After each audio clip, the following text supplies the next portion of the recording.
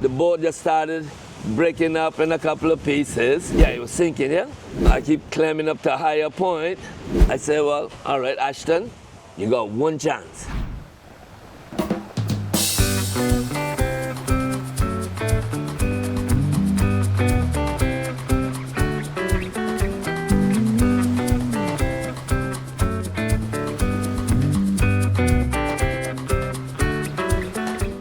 Hello, Cayman travelers. Today we're going to be talking to one of the most charismatic tour operators, a legendary person that has been working on this industry for over 57 years. Today we are going to go deep into his life. We're going to be talking about his journey. With no further ado, let's welcome Ashton Ebanks to the show. Welcome to be here, Ashton.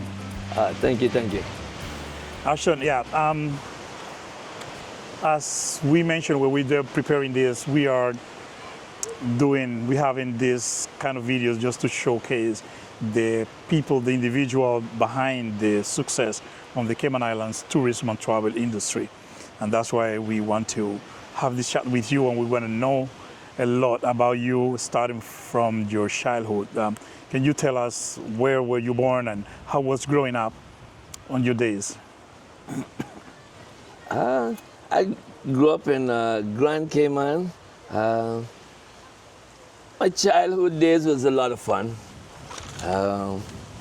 You know, we played gigs, marble, a lot of fun games. All the teenagers stuff. We all had fun together. Very, very good growing up in Grand Cayman. Anyway, like in my summer holidays, I started working with my father out on his boat, you know, helping him. Like he would take out tourists on his boat, and I would help him starting out at 6 years old, all right? During my summer holidays, I would go and collect some trees, branches and stuff so that we could make fire to cook the fish and the lobster, stuff like that on the beach. Then we also fix some marinated conch for the tourists. Some days we'll go Cayman Kai, some days we'll go Rum Point, some days to the head of Barcas to cook nice, fresh seafood for the people, you know. My dad made sure that all his customers was very, very happy, you know. So we'll take and eat like the conch, marinated conch with some saltine crackers. So when you start eating that, oh, it was so nice, so nice. The saltine crackers made the marinated conch taste so good, very, very good. So you were born here in Grand Cayman, you said, and which district you were? I was born in West Bay area. West Bay. You have lived all your life in West Bay. In West Bay, yeah, the west end of Grand Cayman. Okay. Would you change West Bay for any other district? No. No? Okay. No. I love West Bay too. Yeah. I love West Bay too.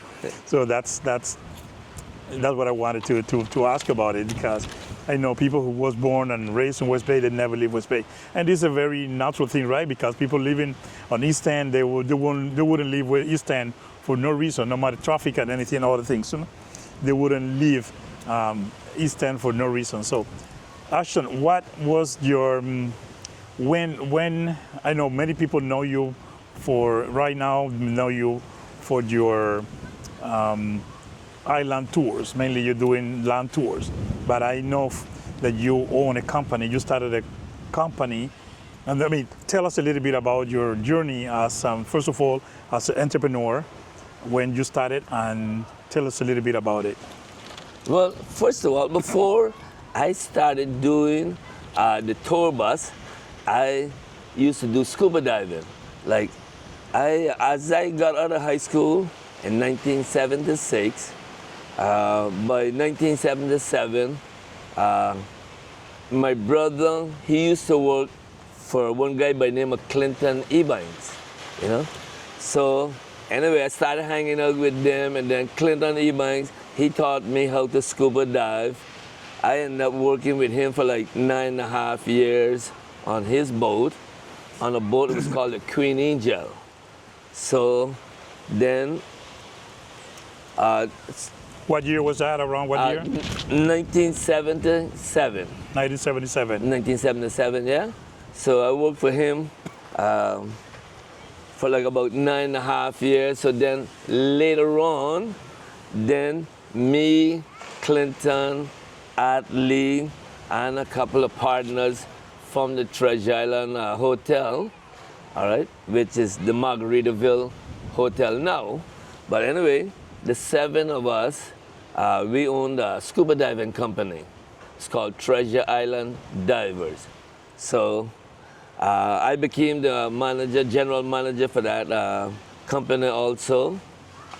We had like 3 45-foot boats.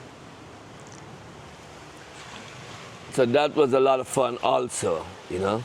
Go in there, look at the stingrays, the octopus, the sharks, the green moray eels, all the beautiful coral and stuff like that. We would do like day dives, we do night dives, sometime on the north wall, sometime up on the east side of the island, mostly the west side, you know, it all depends on which direction the wind is coming from. So like the 7 Mile Beach is the leeward side. Normally the wind come out of the northeast. So makes the 7 Mile Beach area become the leeward side, nice smooth area. Anyway, then after I sold out my shares in Treasure Island Divers, I started one company. It was called Ashton Scuba View. What year was that? That was like 1990, up until like 1994. Yeah, then sold that off. So then I started another company with some other partners. That was called Satisfaction Cruises. It was like a 57-foot boat. So I had that for a while, but I ended up losing that and Hurricane Mitch in 1996.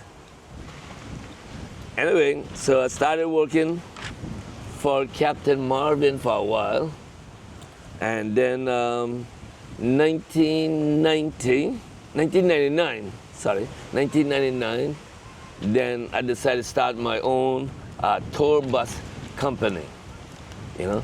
So I would do like tours down the 7 Mile Beach area, stopping by the governor's house, go in the old homestead, stop there for a little bit.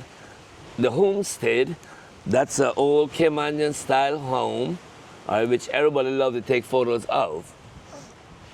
But that's a house that's made in, that was built in 1912. Wow. Yeah. Then I will take and go like down to the Turtle Center, take the tourists down there. Sometimes I'll take the tourists over to the dolphin discovering also. Then some days I would do like tours up on the east side of the island, all right? Going up to the Blowhole, the Wreck of the Ten Sail, Starfish Point. Then rum cake, the rum cake factory also. Sometimes the beer factory. So different days, different tours. You know what I mean? Okay, let me ask you something. Let me get back a little bit because you mentioned something about the boat that you lost, a Hurricane Mitch. Can you tell the story what happened exactly? How you lost that boat, a Hurricane Mitch? Tell me the whole story about that because I know it. Yeah. I know it, but I'm pretty sure that the audience might be interested in knowing as well. Yeah, all the story anyway, about how you lost that boat. Yeah, so anyway, I had the boat anchored off by the 7 Mile public beach the night. So anyway, I tried getting a couple of friends to sleep on the boat with me in case I needed some help, you know. But everybody told me, no, they're not sleeping on the boat because a hurricane is coming. It's coming, yeah. So they ain't sleeping on the boat. So I didn't have no choice, but I said, okay, well, I'm going to sleep on the boat. But I ended up sleeping down in the V-berth, which I should have stayed out, slept outside, so that as the sun rised, I could have got up with the sun and moved the boat a little bit quicker. So anyway, moving the boat from the 7 Mile public beach, going around the Northwest Point area. Then right around that time, Hurricane Mitch was starting to come around the 7 Mile beach area.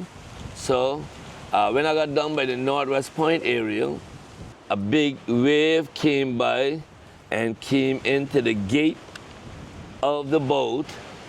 So that ended up lifting up the 2 engine room covers and flooded out the engine rooms. So then that left me without any engine power. So I was stuck out on the boat there, and I just keep going a little higher. As I keep going a little higher, the boat just started breaking up in a couple of pieces. Oh, it was sinking at that time. Yeah, it was sinking, yeah.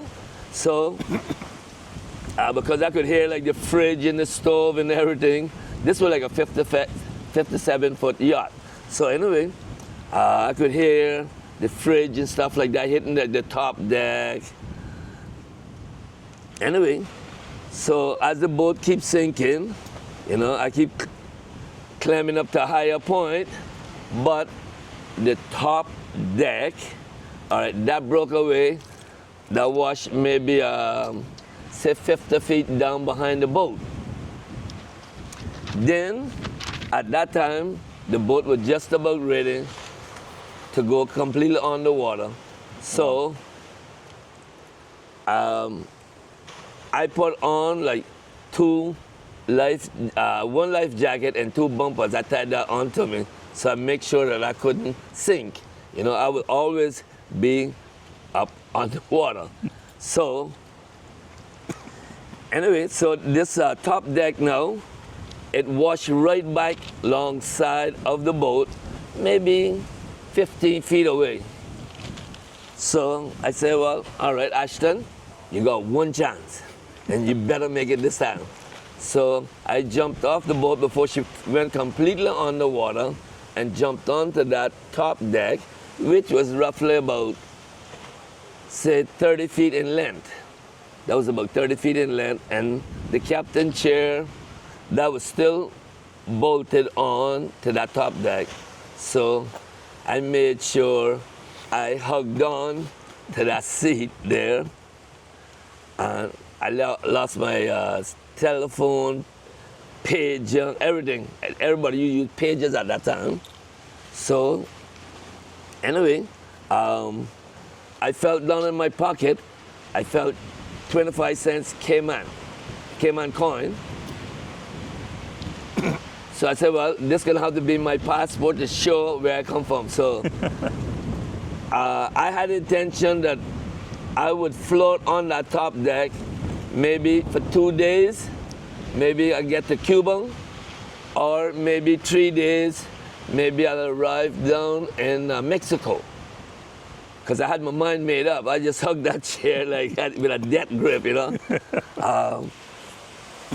Anyway, but the police, they sent a boat called the Dairy Queen. That's a police cigarette boat, you know, they use for rescue. So, how the police noticed that you were people from down by the turtle farm end up calling 911, you know, and got the police attention. So they brought their boat. They launched the boat from up by Lobster Pot, came down by Northwest Point, around by the turtle farm area. Yeah. Cause you see the wave action now is down behind him in the cigarette boat. So next thing I know, I feel this bump, and I heard this bump right against the top deck. So I was very surprised, you know. So they end up rescuing me after that. And so when I got on board, then they wanted to come back up the 7 Mile Beach area, you know, to go back to Lobster Pot to pull the boat out of the water. So no, guys, let's not go into the wave. If we go 2 more minutes, we'll go around the Northwest Point area and Bosom Bay Point. Then we're gonna be in calm water. All right, so let's go around to the yacht club. So the captain, he decided to follow my advice. So we went around the north side of the island over to the yacht club area. And that's where we ended up right there. So the boat is probably, I would say, half, maybe 3/4 a mile away from offshore. That's where she sunk. So she's down in 25,317 feet. Wow. Yeah. Wow. So you were so lucky that tourists was watching you, looking at you from the shores, and they called the police, and that's how you go rescue, because otherwise, only God knows what will happen, right? Yeah, only God knows, yeah. But like I say, I had a dead grip on that chair that had intention of going to Cuba in 2 days, or Mexico in 3 days. And so I think that top deck made it. That was, you know, fairly thick. So I don't know whether it broke or 2 later on, I don't know. But anyway, thank God they came to rescue me. Wow. Yeah, because I couldn't get nobody. If I had another person to help me on the boat, it wouldn't have happened, but nobody wasn't willing to sleep on the boat, you know, to help me the next morning, you know? Yeah. All right, sounds great. Interesting, and you were lucky that people were, that's God willing, you know, that you was so seen by the people standing on the shores, and they call and advise the police that you were in distress. That's scary, man. I can imagine what be the surprise and the scare that you might have been on that situation there. Yeah. Okay, now, Ashton, when you already talk about the time that the company that you had, what year you decided to stop operating your own company, your own tour company? Or, I mean, you still operate your own company, just that? Well, I got out of scuba diving in 1998. I lost this boat in 1996, so I did some work here and there, you know, for a friend. He bring down dive group, a guy by the name of Mike Parker. He bring down dive groups to Grand Cayman for like 10 months out of a year. So whenever he come back to the island, he will always ask me to come and help him with his group, because he loved for me to help him with his people. Yeah. Because he knew I had a lot of experience. So I would do that on and off with him. Then I ended up stopped scuba diving in 1998 when I started working with Captain Marvin. And 1999, then I decided to stop living on the water like a fish and come back to land to live. So then I bought a bus, you know, and started doing tour busing back in 1999. Okay, Ashton. Yeah. So what is the future, according to your experience and your time, you know, working on tourism here on island? How you see the future of tourism here? Well, I see a lot of future growth in hotel and condominiums. So I think probably in a couple of years' time, maybe another 2 years or so, I think things will probably hopefully get back to normal. But what we need to do is to get a cruise ship here down in Georgetown, so we can start getting the big ships to come in here, because right now, like all the companies, the MSC, Royal Caribbean, Carnival, Princess, all them companies are all making big ships now, which is bypassing Grand Cayman. So we're just getting a couple of small ships here, quite a few ending winter months. But now, like from May through say October, the cruise ships are very scarce. So we need to get that cruise ship pair so that the cruise ship can come and dock up right alongside that. People can walk off. And then that way, the cruise ship can stay here a little bit later also. They would love to stay in Grand Cayman, maybe say 6 o'clock in the evening. But this way, people can do 2 tours for the day. Sometimes people buy 2 tours, but they can't get the 2 tours in because the ship got leave too early, because they have to be tendered back and forth with the little small boats. So we definitely need to get a cruise ship pair in so we can invite the big cruise ships in here. We don't need a whole lot of them per day. We just, if we can get 1, 2, okay, that would be maximum. If we get, say, 1 big ship and maybe 2 small ships, that would be beautiful. Yeah. You know what I mean? But we need at least 1 pair right now down in Georgetown, and maybe another one someplace else a little bit later on. But we gotta push the government to get them to build that cruise ship here like right now. Like right now. Yeah, yeah. I have most of the tourism business that I have interviewed or talked to, most of them are pro the port. They say that they coincide that we need to get a port on island, and we need it right now. Yeah, because otherwise you're going to be detrimental to the industry. Yeah, yeah, yeah. So that's. Yeah, they're saying the tourism from the cruise ship gonna be getting down like probably 45% down.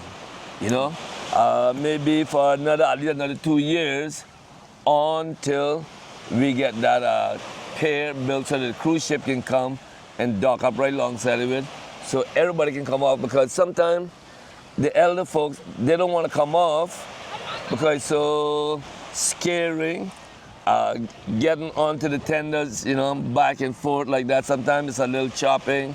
Yeah. So it's scary for a lot of people. Yeah. So we definitely need the pier so people can walk on and off easy. And that way the cruise ship can stay later also. That way people will end up spending a lot more money. So everybody will make some money. The money can circulate different parts of the island.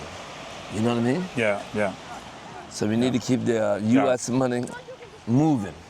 That's correct. Thank you very much, Ashton, for putting out your ideas, your thoughts about this very important topic, which is the cruise ship here on island.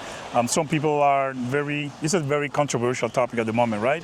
So the society, people who are not in the industry, they don't understand what's going on or how important it might be. And other people the debate is also down to where the dock, where the port should be, you know, so that's another thing.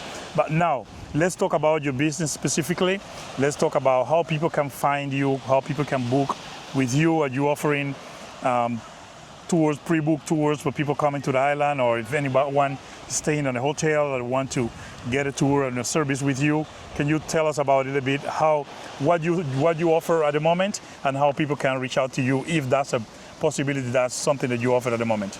I do specialize like in groups, and all right, maybe like from 10 people and up.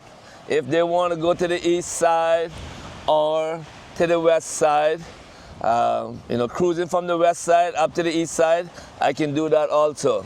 So I specialize in doing groups anywhere from 10 people and up to 22 people. My bus can hold 28 people, but 22 people, that way we don't have to use no jump seats. Normally I work with people who already have like contracts with the cruise ships. Sometimes somebody will have a group at a hotel. They'll ask me to go and pick up the group from the hotel, do tours for them, do transfer for them. But I am looking forward to having my business to start being booking online and stuff like that. Yeah, that's what I was going to suggest. Listening that what the way you're working at the moment, you're being subcontracted by other companies that they have already the contracts and that they just hire you to do the service to work for them. So at some point you might want to get your, be the one who manage who cut the cake, right? Somehow. Mm-hmm. So you're gonna have you're the one getting the job, and that's the way to do. And nowadays I think it is a little bit easier than ever, because you can do everything online and people are just scrolling down all the time on their phones, so you can sell and they can book you through your service right on the phone. So that's something that you might want to consider. Yeah, if somebody wants to book me directly, my email address is ashton.driver1959@yahoo.com. There you have it, ladies and gentlemen, coming to the Cayman Islands and want to book an excursion with Ashton Ebanks here. And you can contact him on the email, and I'm gonna share on the description of this video. I'm gonna be sharing all the information for Ashton and his business, so you can reach out to him personally and have a great experience with traveling here to the Cayman Islands. Hi folks, my name is Ashton Ebanks. Okay, this is my personal bus here, which is a very good bus. Very good bus for taking people on tours, transporting people to the Stingray City boats. It's been a very, very good bus so far. Hopefully, she continue to serve me for quite a few years in the near future.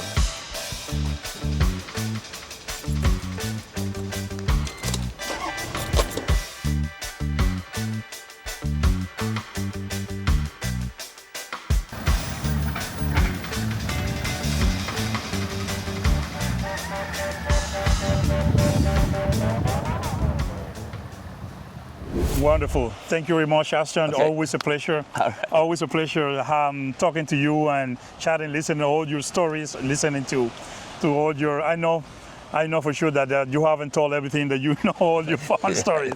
It is more fun when we talk in person. We need the whole day to do that. I know, guys. It is more fun when you meet Ashton in person. I can tell you that. I've known Ashton for a few years now. We worked together a while ago, and before COVID, when we was working, driving as well the buses.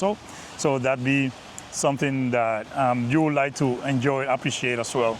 Planning a trip to the Cayman Islands could be overwhelming, especially with so many good options to choose from. But hey, you don't need to do it all by yourself. You don't need to do it all alone. Please, if you want to receive some help, please type Cayman Trip in the comment of this video, and someone from Cayman Luxury Travel will be in touch to help you out. Until then, happy travels.